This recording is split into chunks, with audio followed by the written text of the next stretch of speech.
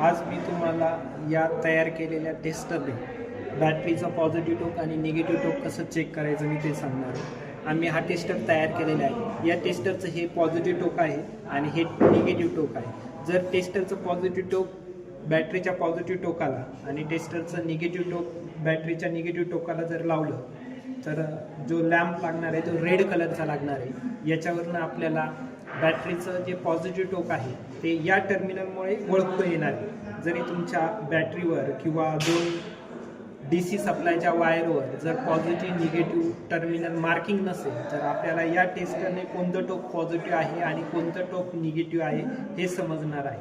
त्याच्यानंतर जर हे निगेटिव्ह टोक पॉझिटिव्हला आणि पॉझिटिव्ह टोक जर निगेटिव्हला लावलं तर लॅम्प व्हाईट कलरचा लागणार आहे।